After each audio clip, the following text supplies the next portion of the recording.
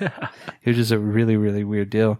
They were very antagonistic with their shows. Yeah. He come out with a biker or like a chain, right? Yeah, a motorcycle chain. And started whipping it around the audience and everything like that, hitting the walls and hitting himself. And you can watch a lot of those older shows. He got a lot more from Ghost Rider than the name of that band. My God. Yeah. No shit. Right. I didn't even realize. Yeah. He had a fucking Ghost Rider chain with him. You know what I mean? And yeah. Well, it took them quite a long time because back in around, 76, early 77, that's when Marty Thau got involved. Right. And Marty Thau was a pretty big dude. He was like a pseudo manager for the Dolls. He was a former manager. Yeah. Yeah. He booked a lot of bands in and around New York and got a lot of people up there. And he, at one point, I think where he was working was Buddha Kama Sutra Records or something like that. He left to go independent, and a couple of other independent investors got with him and was like, hey, started Red Star Records. Yeah, Red Star Records, which, he knew of Suicide, but he didn't really like them. And then he heard one of their records at Max's Kansas City, from what I read. And was like, holy shit, they actually did something, because everybody knew him already because they had seen him at all these places. And it was Rocket USA that he heard and was like, holy shit, if they could put out this, what can they do? Sure. And then as soon as he got his own label, they were like, all right, cool, let's bring you guys in. And from what I heard about the recording of the record, it was they were so honed in what they wanted and their sound, but the music wasn't there 100%, like streamlined. Right. But they went to some place, I think in upstate New York, to record, and they had recorded, or they had been used to doing their set, so much. So they went to the studio, plugged in all this bullshit, and they're just like, I don't know what the fuck we're going to do. And they literally recorded their record as it stands. Really? They recorded it all in one, and then they did overdubs and added different things like that. Like added the weird vocals and everything like that. But they recorded their songs as you hear them in a row, just like a set, nonstop. And it took them like 30 minutes to record the whole fucking thing. Damn. Which is amazing. Yeah, for sure. I mean, to come out and just be like, all right, let's record. We already know what we sound like. Can you plug this in? And they literally just fucking blasted that shit out, which is crazy, Right. Well, they played so often together, though. I mean, over 5 years that they were. And it seems like a lot of time was spent. Yes. In those 5 years. Yeah. Oh, yeah. Together, with art, with everything like that. I mean, they were family at that point, Right. Now, when it comes to like the songs on that first record, you just can't, I don't know, you just can't beat anything that was on that thing. I mean, it was fucking crazy. What was so unnerving about it is it's like it didn't stop the whole time. You start off with Ghost Rider, which is where they get their name from. And that one's just a cool song. Yeah. It's just a driving song. You should be like, hauling ass in a fucking Ford Pinto or some shit going downhill with no brakes, Nice. Then you hit Rocket USA, which has still got that driving beat. Cherie is just haunting. It's just crazy. Yeah. I love listening to that song. It's a good song. Yeah. They used it, I think, in, one of Basquiat's movies or something like that. Oh, really? Yeah, it's been used all over the place. I think I did see that it was a well-used song, but I didn't remember any details. It was in a recent movie that came out in like 2012 with Bradley Cooper. Oh. The Place Beyond the Pines.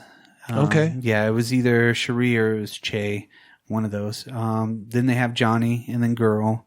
And then you start side 2 with Frankie Teardrop, which Frankie Teardrop is fucking nuts. It is nuts. It really does stop you in your tracks 100%, and you have to hear it because it's all about the story of the dude trying to live the American dream, but he can't do it, and he has to kill everybody in his family, even himself. Yeah, which is fucking nuts. It's pretty crazy.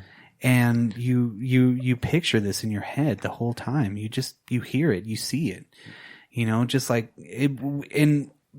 More than any other song on the whole entire record, that's the one that sticks with you the most, I think. Yeah, it's like 10 minutes long. Almost 10 and a half, I believe. Yeah. But it's definitely haunting kind of a song. it just for sure. I mean, it pays off. Yeah, it does. It leaves you wanting more, and then you end up with Che. So just that first record was such a small drop in the lexicon of music, but yet the ripples were so huge. It like created a tidal wave after that. And people hated it. The critical reception was like fucking shit, man. I got some quotes in here from Rolling Stone. Basically, oh my God, they were shitty. Rolling Stone says, absolutely puerile. And Alan Vega's vocals, nothing but arrogance and wholesale insensibility.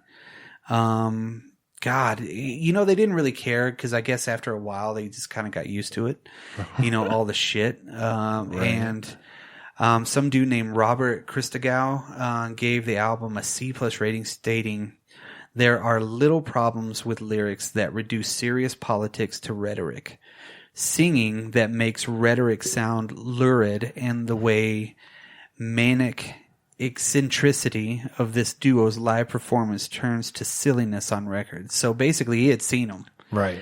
And then whenever he heard it on the record, he was like, that's shit. Fuck that. Which is whatever.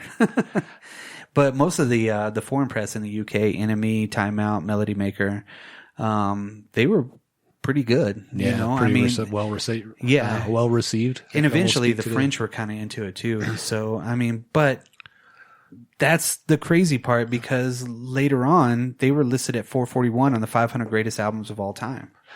Yeah, well, I think that it's easier in hindsight to see that they were definitely the progenitors of a lot of other bands. So yeah, you kind of have to eat a little crow when you say something that stupid. Yeah. Well, yeah. Even at this time too, they literally they got a couple of opening slots with two really big bands at the time. Elvis Costello and his band was the first one, and then also with the Clash. Yeah. That's fucking huge. They loved him. Both of those. Elvis Costello loved him. And so did fucking, all the people in the Clash. They all love fucking Suicide. Right. They were really into it, and whenever they brought him out on stage, not so much. Yeah, the fans didn't love it. Well, the very first show was actually at a science fiction convention. Makes sense. Which is fucking nuts. That's punk as hell there. Yeah, they were the only band that was invited to do that. And when they got out there, everybody was like, what the fuck? And they thought, hey, shit, we made it. We're fucking going overseas. It's fucking badass. And they get there and everybody's like, what are you doing? Who is this? And they fucking were throwing shit at them and everything. When their very first show with Elvis Costello, I was in, Belgium. And that was on, June the 16th of 1978, right? Okay. So they recorded this one. They were the opening band for Elvis Costello, right? In a little bitty place. And there's some pictures of the place, and it's a pretty big hall. It looks pretty cool. It looks a lot like the Bataclan, different places like that over there. So really kind of hidden in there. A couple of places here in Denver. And whenever they started playing, everybody was fucking on them. Like they went out and they knew, they could feel the energy. They knew everybody wanted to see Elvis Costello, but they fed on it, which was a crazy thing. It's like they eventually learned that that's how they were going to get the best performances out of themselves, which was nuts. Because when you have bad energy in any room, imagine if you're standing in front of, 1,000 people that fucking hate your guts. Right. People were grabbing shit like their own shoes and throwing them at them. Dang. They recorded this and I like my shoes. I don't know. I don't know that I've hated any band enough to throw my own shoe or anything that much. Yeah, no doubt. How would you fucking hate something so bad? I paid for those shoes. Yeah, exactly. Are you going to get it back? You're going to be fucking like, hopping on one foot for the whole night. Just like, ow, watch out for my feet. Ow, ow. I threw my shoe at the band. What the fuck is that, right? Well, they recorded this one and they called it 23 minutes over Brussels. Because they got on stage, they took his mic, people were cheering, like literally like, fuck you, we fucking hate you. And you can hear it in the recording. You can hear the fucking crowd just turn on him. And they grab his mic at one point and they're like, we ain't gonna fucking leave until we get another mic. And they got another mic and they were like, we fucking hate you. He's like, shut the fuck up. This song's about Frankie. And they fucking played it, right? So they got done. Elvis Costello came out. And Elvis Costello was like, fuck you guys for doing this shit to this band. You should fucking listen to them. If you're going to listen to me, you're going to listen to them.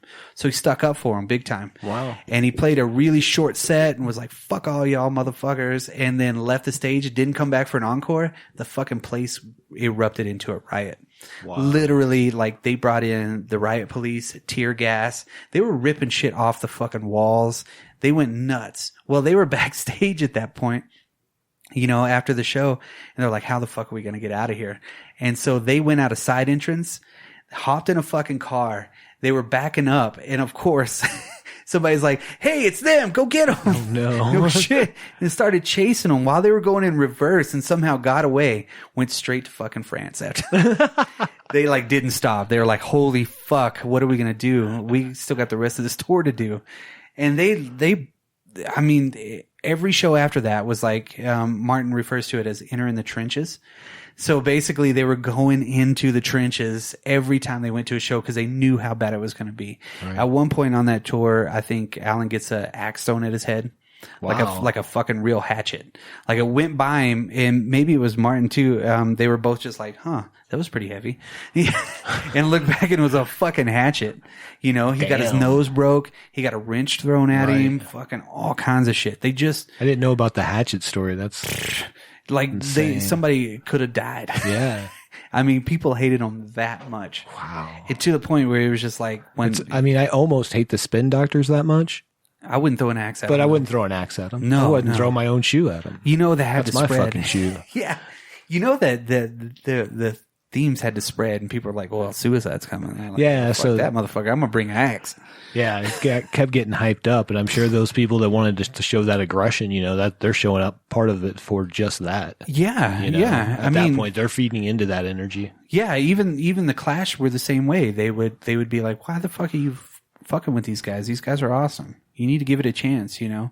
We're not going to do anything until you listen to the rest of their stuff, you know. And the Clash were kind of famous of stopping their fans and stopping the people around them from being dumbasses at shows. Right. They would actually stop shows and be like, that motherfucker's being stupid. Get him out of here, you know. Let's have fun. I respect bands that do that. Yeah, they actually, like, Strummer would stop and be like, somebody's getting hurt over here, and what the fuck is everybody doing? Right. You know, this is about peace and love, you know. This is cool. For sure. Which is totally weird.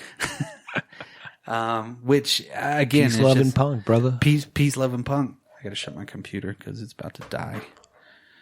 It's downloading my stuff and it's like halfway done. Do you need to plug in? I don't have my plug-in. Oh, wow. I left it at home. The one time I leave it at home, and it was at 100%. What's the plug-in? It's a USB-C. I've got a USB-C. Oh no, it's got to be. It's a high power. Either way, yeah, it's a high power. Okay, so we digress from the show. I apologize. I was just trying to help. Yeah, no. Yeah. Mark that. Or you can cut that out. Are you going to leave it in? Okay, cool. So basically, you know, they do the Clash stuff. They get fucking just booed out of everywhere. But then they come back and CBGB's is like doing big, you know? So they played CB's, they played all the different places that they could play. All the other great punk bands that were coming out at the time. Thurston Moore cites them, Lydia Lunch cites them, the Ramones liked them. They liked everybody. They were friends with everybody too. Absolutely. They would actually be at the shows and hang out with them backstage, and like they were cool with everybody because everybody knew who they were. Right scene. Yeah, you know? they were in the right spot at the right time at that point. For you know, going for 10 years at that point. They had been a band for 10 years. It's crazy. You know, even the Beastie Boys hung out with them. You know what I mean? Right. Yeah. So I mean, they were there to stay at that point. They really, by 1980, they released their other album, which was it was produced by Rick Ocasek. At that point too. Of the Cars? Yeah, which was fucking weird. They've changed the name of that one so many different times. Yeah. I just thought it was the second album. Yeah, the second album. And they often have it listed as Alan Vega, Martin Rev, yeah. Suicide, the second album, you know, which is weird. Yeah, and that one has Dream Baby Dream on it. That's probably like one of the biggest songs that you'll know. Champagne for Coats or something like that. Which was all about the nightlife at the time. They were fucking making fun of it. Right. Vega always had a way of pointing out the bullshit. Yes. When it came to their music and making it, enjoyable to